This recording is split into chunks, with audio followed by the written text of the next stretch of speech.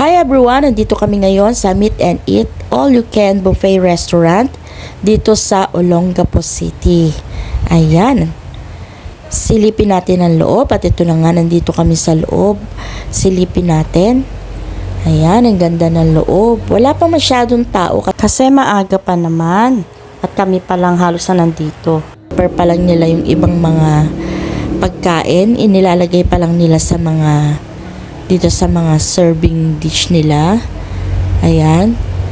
Iba't ibang pagkain dito, bawat station. Merong station para sa Japanese food, sa Korean food, meron din pang Pilipino, at iba't iba pa. Ayan.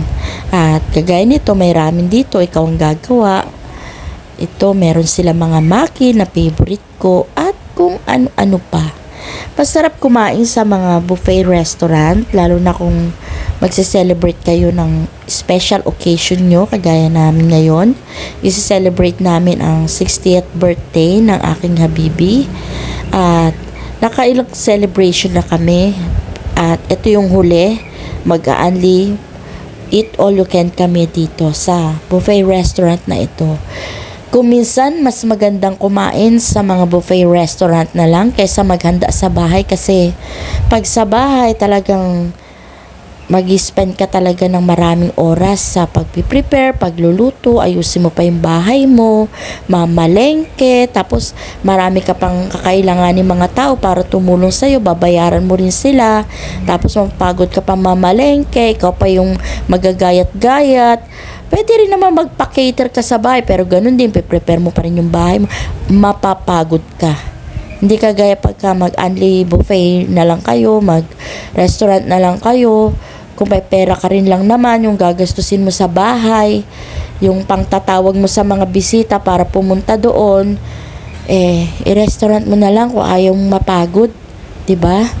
Para at least busog na busog ka na, masaya ka pang uuwi kasi hindi ka yung magliligpit ng mga pinagkainan. Hindi ka na maghuhugas na sa katutak na kaldero at mga kaserola, 'di ba?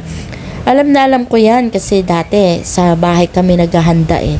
Tapos yun, ang dami mong bisita, tapos kami lang naman mag-asawa yung kumikilos. Ganyan, may mga kasama din kami, binabayaran pa namin para tulungan kami. Yun, magastos na pagod pa, naabot talaga ako ng madaling araw sa pagliligpit, paglilinis ng bahay, paghuhugas ng mga pinaglutuan, pinagkainan. Tapos yun, napakahirap, napakapagod. As we age, hindi na tayo ganun kalakas para sa klaseng handaan. Kaya eto, sa ngayon, kapag meron kami mga special occasion, sineselebrate, ay sa restaurant na lang kami.